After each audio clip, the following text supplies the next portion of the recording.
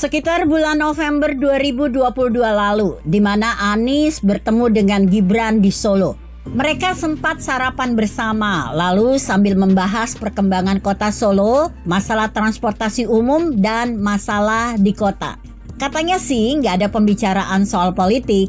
Dari situ mulai berkembang narasi-narasi yang cukup banyak. Ada yang bilang Anies bertemu dengan Gibran sebagai jalan untuk mendekati Jokowi. Ya mungkin supaya Jokowi lebih akrab dengan Nasdem atau gimana.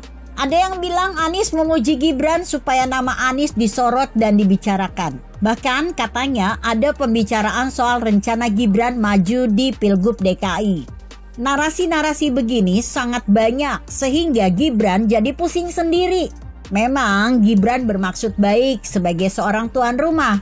Kalau nggak ketemuan nanti dibilang sombong. Tapi dalam politik, pertemuan seperti ini gampang dipelintir dan dipolitisasi sampai jadi isu besar. Dan uniknya setelah ketemu Anies, esok harinya Gibran ketemu Ganjar dan makan sate di warung. Gibran bahkan kasih kode bahwa makan sederhana di warung itu jauh lebih enak. Ini adalah kode kalau Gibran mau menepi semua narasi-narasi yang sempat bermunculan. Kita semua tahu bagaimana pendukung Anies akan memanfaatkan pertemuan Anies dan Gibran untuk digoreng menjadi sebuah kabar politik yang gurih.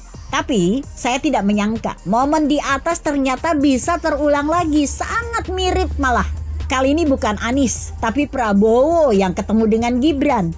Kata Prabowo, dia ke Solo cuma silaturahmi dengan Gibran. Bedanya dengan pertemuan Anies dan Gibran adalah ada relawan Gibran dan Jokowi sejateng dan jatim resmi mendukung Prabowo. Kalau pertemuan Anies dengan Gibran nggak ada manuver yang mencolok. Pertemuan Prabowo dengan Gibran sangat jelas ada manuver politik. Prabowo katanya dia kaget dapat dukungan relawan itu. Entah beneran kaget atau gimana, tapi saya langsung teringat dengan pertemuan antara Anies dan Gibran yang terulang lagi. Tapi ada satu hal yang perlu diperhatikan dari pertemuan itu. Gibran bilang dia tak bermaksud bikin manuver politik. Dia mengaku sebagai bocil yang tak bisa bikin manuver. Karena ada relawan yang ngaku dukung Prabowo, mau tak mau PDIP panggil Gibran untuk memberikan penjelasan. Tapi Gibran tidak dapat sanksi apapun, cuma dapat beberapa nasihat. Gibran udah jelasin semuanya ke DPP PDIP.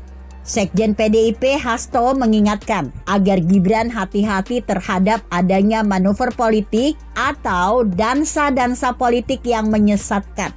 Posisi Gibran sebagai anak Jokowi menjadikannya sangat strategis. Hal ini yang bikin banyak pihak datang ke Solo untuk manuver politik. Sesudah dengar penjelasan dari Gibran, PDIP bicara soal manuver politik dan dansa politik. Artinya Gibran gak tahu apa-apa soal manuver politik itu. Dia terikut arus dan belum sadar saat itu. Dia termakan umpan manuver politik. Tak lama sesudah ketemu Prabowo, Gibran langsung makan malam bersama Ganjar. Gibran akan buat acara besar dengan Ganjar, yaitu konsolidasi dengan para relawan dan jumlah massa yang sangat besar. Sesudah itu, Gibran juga bilang dia tegak lurus dengan Ketua Umum PDIP dan ikuti arahan dari partai.